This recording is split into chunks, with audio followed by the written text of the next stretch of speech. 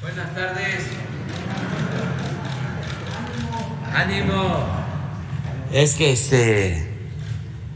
se tardó mucho la reunión de seguridad, muchos casos que estamos tratando, pero bueno, vamos a contar con tiempo porque nada más es el quién es quién en las mentiras.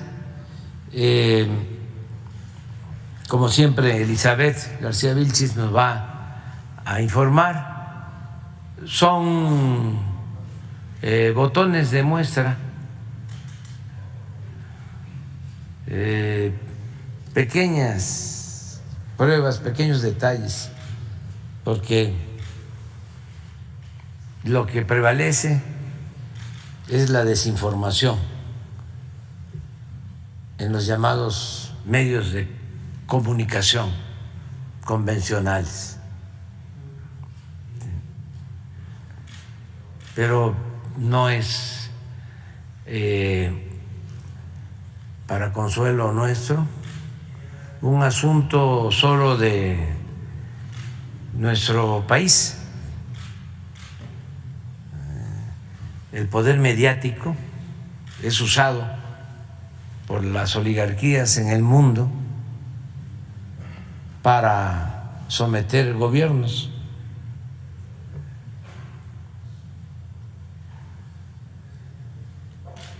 No quería, por ejemplo, Alemania involucrarse mucho en la guerra de Rusia y Ucrania y en contra de la población de Alemania o de la mayoría de los alemanes. Decide el gobierno mandar más armas a Ucrania por la presión de los medios de comunicación alemanes.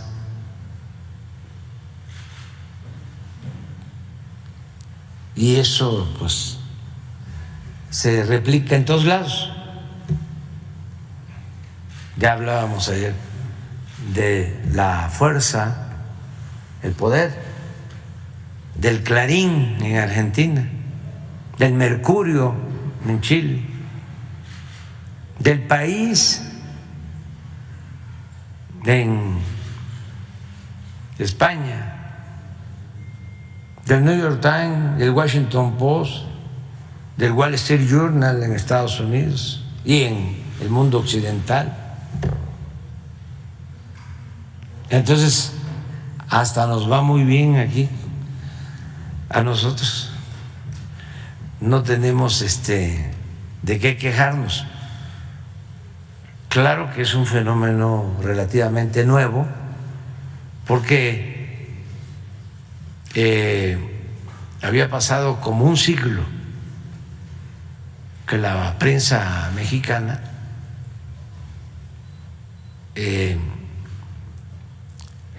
solo se había dedicado a callar y aplaudir, y ahora no. Desde la época de Madero no se había desatado una campaña en contra del gobierno como la que estamos padeciendo. Y hagan la revisión, ustedes que son mirones profesionales, hagan la revisión histórica. Pero esto también es bueno, ayuda, porque había mucha simulación, una doble moral, un doble discurso, mucha hipocresía. Y ahora pues ya quedó de manifiesto de que el rey va desnudo.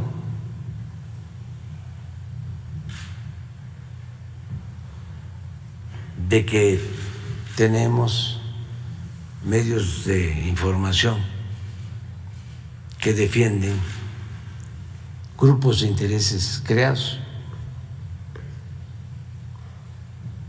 defienden el pensamiento y la acción del conservadurismo. Y antes robaleaban, andaban en dos aguas, se hacían pasar como independientes de la sociedad civil. Y ahora no. Ahora pues ya no hay para dónde hacerse. Esta ancheta está tan angosta que no hay ni para dónde hacerse. Entonces estamos viviendo tiempos de definición y por lo mismo tiempos muy interesantes en nuestro país. Y lo más destacado es que ahora la gente está más informada, más despierta, más consciente y ya no es susceptible de manipulación. Estaba yo viendo algo de un periodista muy bueno que decía que en el caso de una mentira, de una manipulación de un reportaje del País, que le agregan una frase diciendo de que yo estoy preparando el terreno para llevar a cabo una reforma constitucional y reelegirme, y que el mismo periodista del País le aclara: yo no mandé eso en mi nota, me lo insertaron. Entonces dice este amigo periodista que el daño ya está hecho, porque así era antes, de que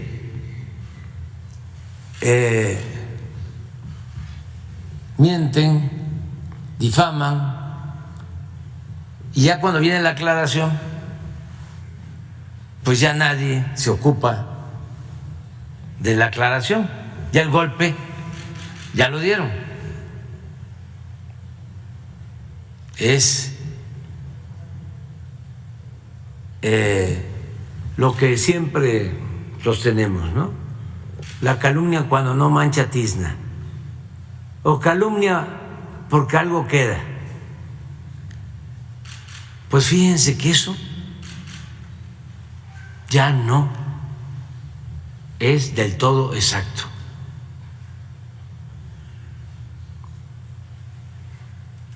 Este muy buen periodista recurre a eso, pero yo sostengo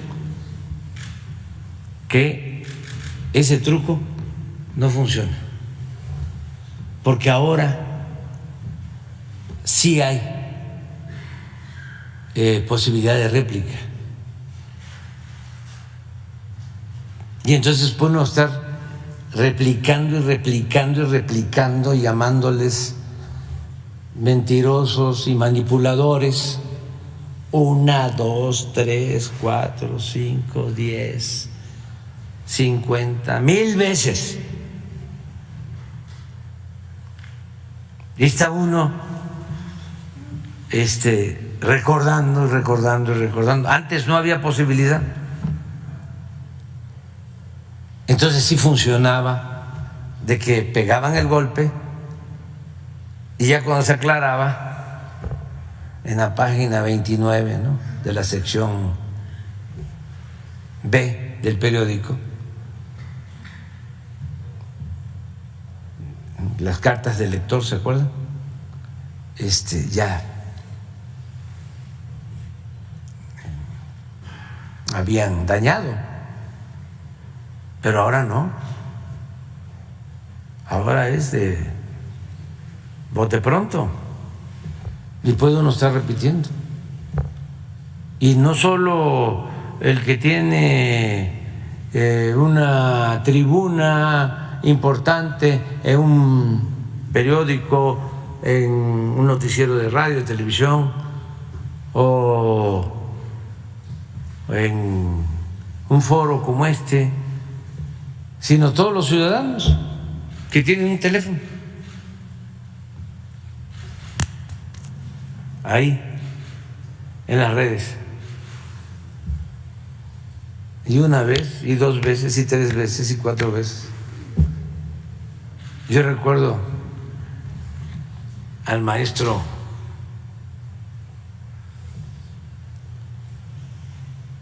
que Luis Javier Garrido, doctor en ciencia política, extraordinario, fue el que hizo, no hay otro, el mejor libro sobre la fundación y todo el proceso de transformación del PRI. Fue su tesis de doctorado en la Sorbona, en París, Francia. Todos sus artículos, claro, una vez por semana, eran contra Salinas y contra el PRI de aquel tiempo.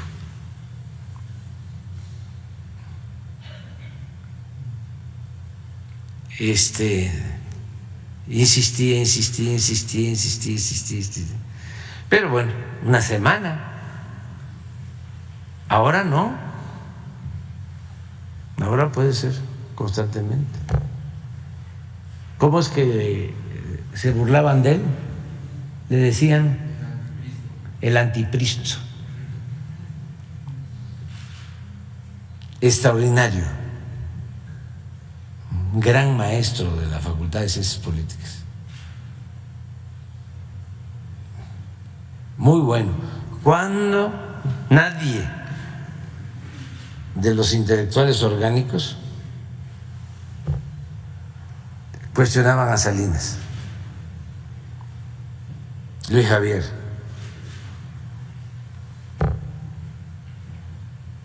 que donde quiera que esté, sepa que lo recordamos con mucho cariño, que fue de los precursores de este movimiento. Entonces, bueno, pues vamos a ver qué dice Elizabeth.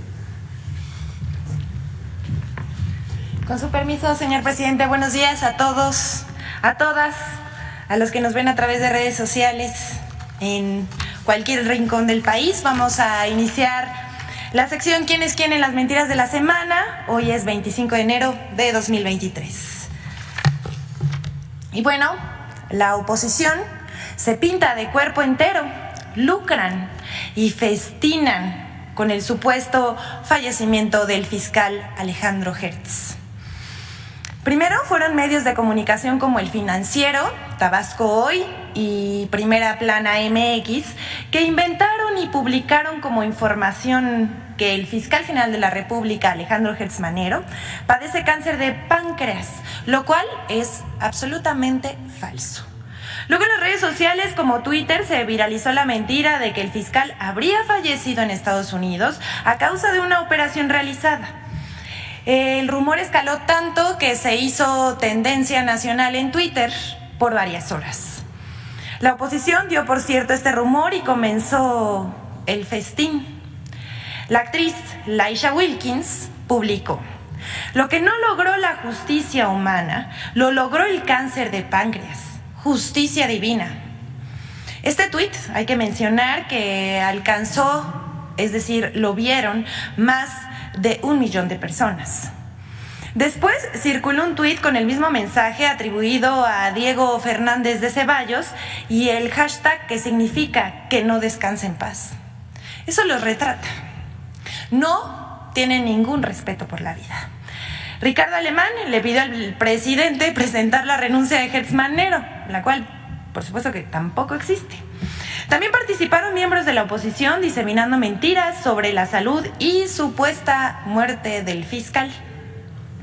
Luego procedieron, porque no les fue suficiente nada más mentir sobre la enfermedad y la muerte y burlarse de eso, lo cual es bastante bajo, procedieron a falsificar un documento en el que supuestamente el presidente López Obrador le pedía al titular de la Unidad de Inteligencia Financiera, Pablo Gómez, revisar los antecedentes fiscales y financieros de 13 personajes que presuntamente fueron considerados para sustituir al fiscal.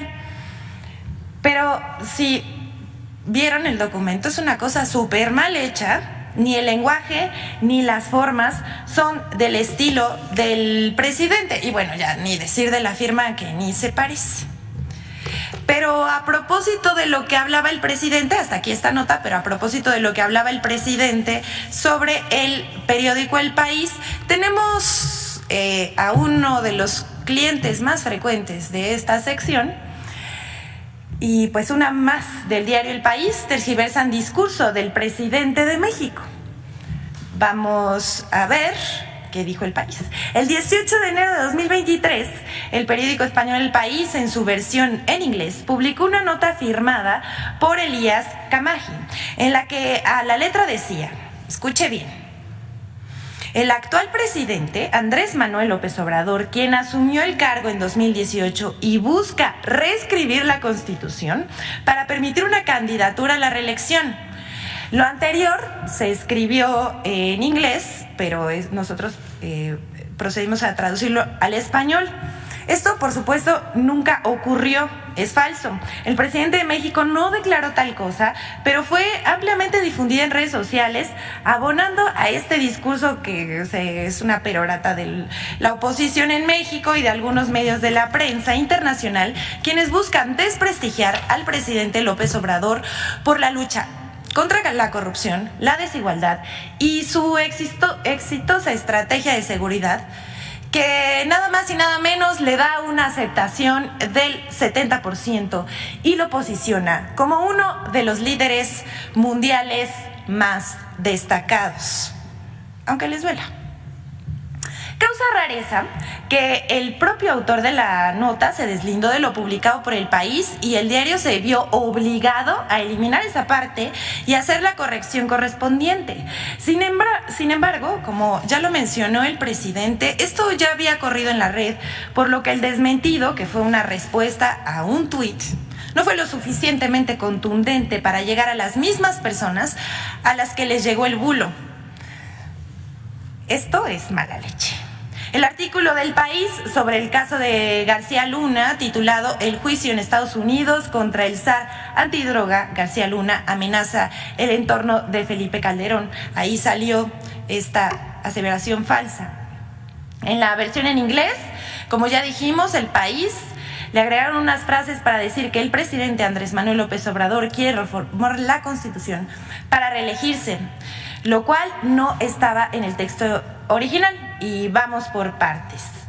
El periodista de Jacobin Magazine, Kurt Hagbart, es quien denuncia la pifia del País. Y en la pantalla ustedes pueden ver, y también por los que nos ven a través de las redes sociales, aquí está el periodista Kurt Hagbart, quien dice: ayer El País hizo algo muy grave. Y sí, porque la sede es responsable por todo contenido que sale bajo su nombre. En la versión en inglés de su artículo sobre el proceso de García Luna, insertaron una mentira absoluta: que AMLO quiere cambiar la Constitución para reelegirse. Las mentiras, hasta aquí Kurt, y agradecemos mucho su colaboración y su compromiso con el periodismo.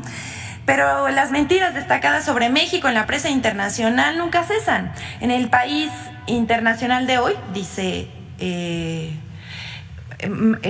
Kurt Hagbard, Elías Kamhaji alega que AMLO está buscando reescribir la Constitución y esto es una falsedad absoluta y debería darte vergüenza. Eso es lo que escribe él a través de Twitter.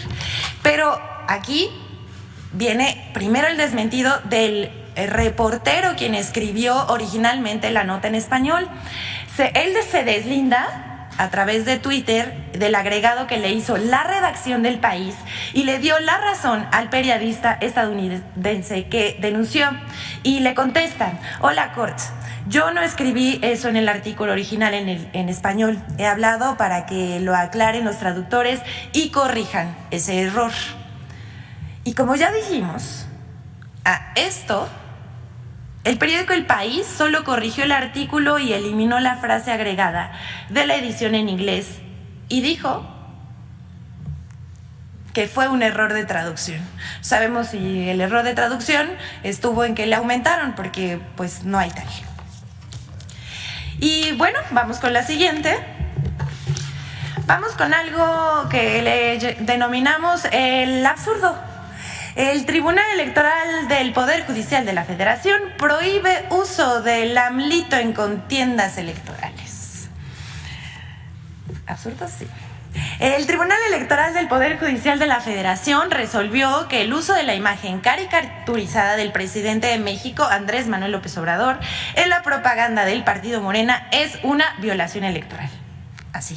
En un comunicado dirigido a la prensa, la Sala Superior del Tribunal precisa que únicamente se condicionará el uso de la caricatura del presidente López Obrador para los partidos políticos que la utilicen como propaganda electoral por vulnerar el principio de equidad en las contiendas electorales.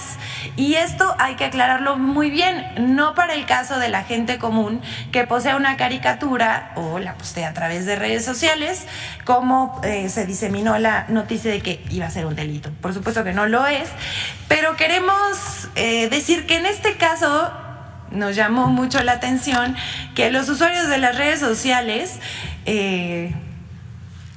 se pusieron creativos y mostraron sus AMLitos. Vamos a ver en la pantalla algunos. Se busca vivo o monito, ¿no? Lo busca el tribunal.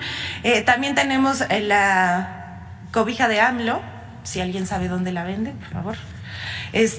También tenemos uno de un AMLito viajando por Estados Unidos en Brooklyn.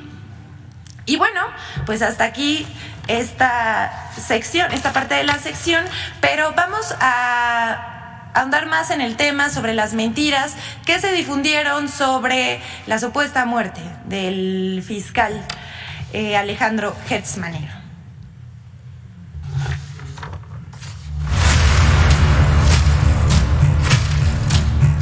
Desde el viernes 20 de enero, medios de comunicación y comentaristas aseguraron falsamente que el fiscal general de la República, Alejandro Gertz Manero, padecía cáncer de páncreas y que era atendido en un hospital de Estados Unidos por este mal. Posteriormente, el sábado 21 de enero, se desató en redes sociales una campaña que aseguraba falsamente la muerte del fiscal general de la República en un hospital de Estados Unidos donde era tratado por cáncer. La noticia falsa de la muerte del fiscal general provocó una serie de mensajes de odio en su contra en las redes sociales.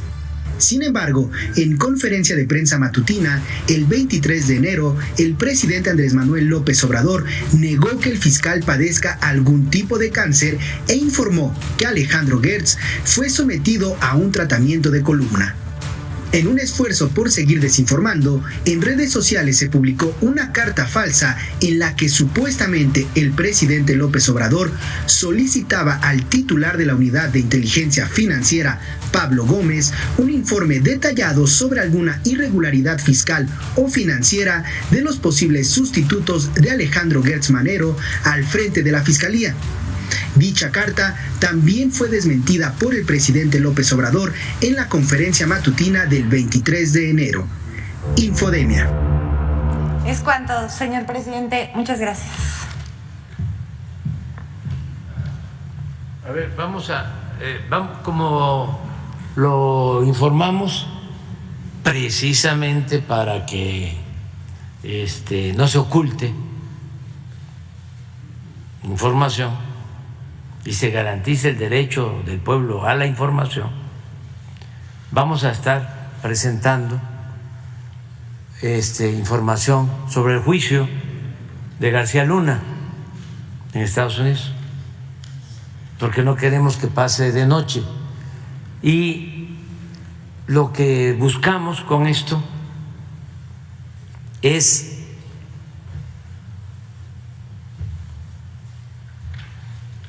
estigmatizar o rechazar todo aquello que tiene que ver con la corrupción, porque antes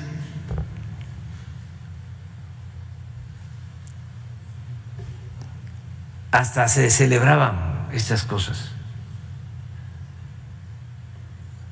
se utilizaba el poder para robar y el corrupto ni siquiera perdía su respetabilidad, hasta se le aplaudía. Además que son muy fuertes nuestras culturas y no pudieron, porque querían que se aceptara la corrupción como algo normal. Un político llegó a decir que la corrupción era parte de la cultura del pueblo de México y se equivocó rotunda, completamente. Además, es ofensivo. Nuestro pueblo es honesto. La mayor riqueza de México es su honestidad. Sin embargo, las élites y el conservadurismo, que es sinónimo de corrupción, querían imponer la deshonestidad como forma de vida, como forma de gobierno, en compañía de la hipocresía. Los sepulcros blanqueados. Entonces, es muy importante que se conozca todo esto para que sea aleccionador y que no se repita. Justicia es prevenir, justicia es la no repetición.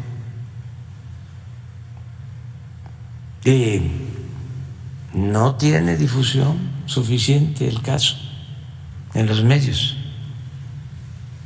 convencionales en México. Y se apuesta a defender a García Luna, porque pues tiene que ver con ese pasado que imperó durante mucho tiempo y con el proyecto que avalaron las élites, no solo los traficantes de influencia, sino también los medios de información y los intelectuales orgánicos o alcahuetes del régimen, y muchos millones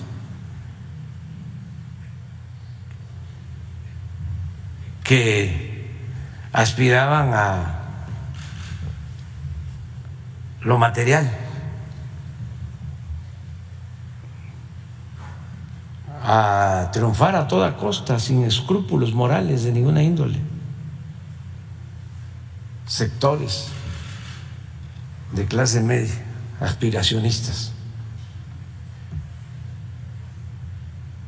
porque querían establecer como forma de vida el que vale, el que tiene. Como te ven, te tratan.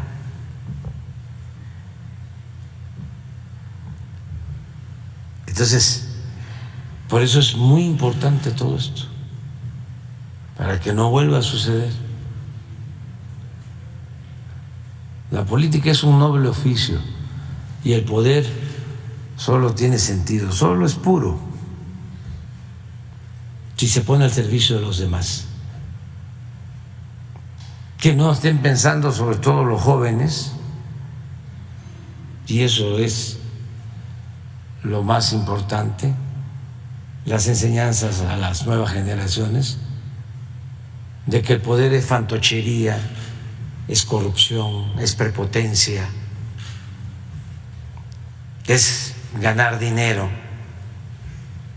a costa de lo que sea, es vivir en mansiones, tener yates, aviones privados. No, la política es una actividad de elevado nivel espiritual, ético, es un imperativo ético.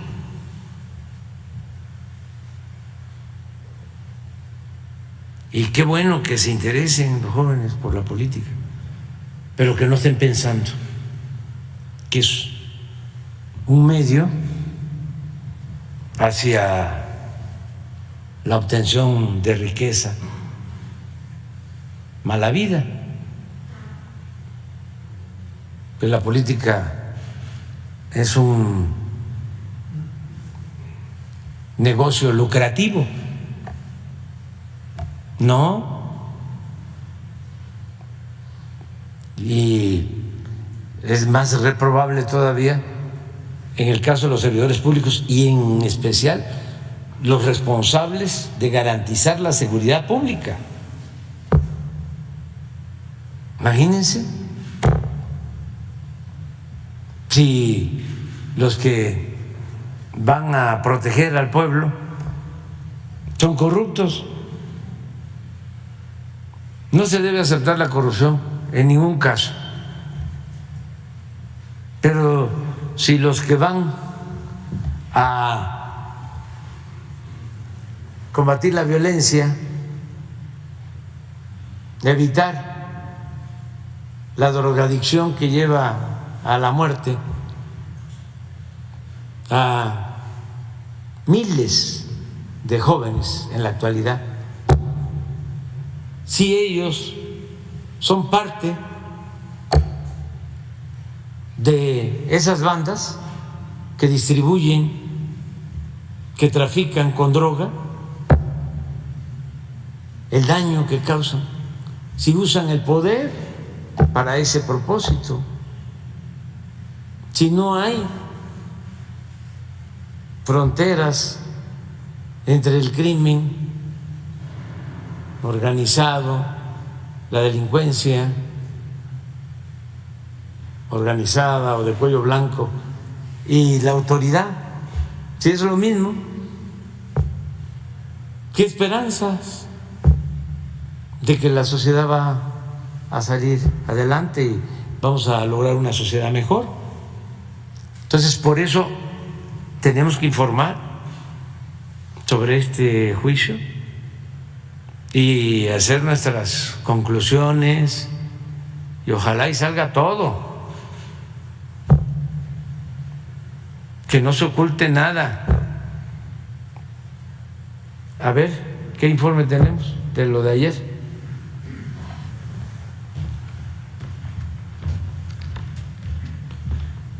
Sí, con su permiso, señor presidente. Buenos días. Y vamos a presentar el reporte del segundo día de las audiencias del juicio contra Genaro García Luna en la Corte del Distrito Oeste de Brooklyn, en Nueva York, y el juez Brian Coogan, que es el que interrogó al primer testigo que se presentó el primer y segundo día, que es Sergio Villarreal Barragán, que fue policía federal, después lugarteniente del cártel Jalisco, del cártel de los Beltrán Leiva, y que pues contó su versión acerca de los sobornos que recibió García Luna el día de ayer, y de cómo incluso en una ocasión fue secuestrado por el propio jefe de jefes, como se le conocía, Arturo Beltrán Leiva, para reconvenirlo y para pues pagarle pues los sobornos. Y luego como también describió un operativo en el que sicarios de los Beltrán Leiva, disfrazados de policías federales de la AFI de La Siedo, pues detuvieron a uno de los integrantes del Mayo Zambada, a su hermano, y que fue detenido y después entregado a las autoridades. A su vez también en este segundo día, pues él dio cuenta de un acuerdo que tenía con la policía de la AFI y García Luna, de decomisos que hacían de otros cárteles y que se dividían las ganancias a la mitad.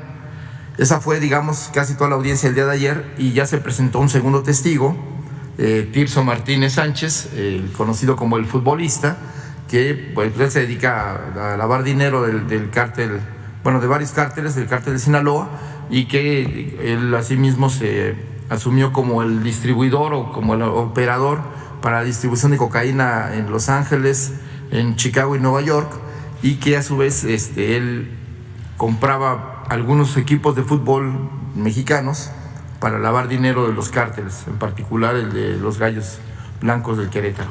Entonces esto lo vamos a presentar el día de hoy en un video, y pues eso es todo.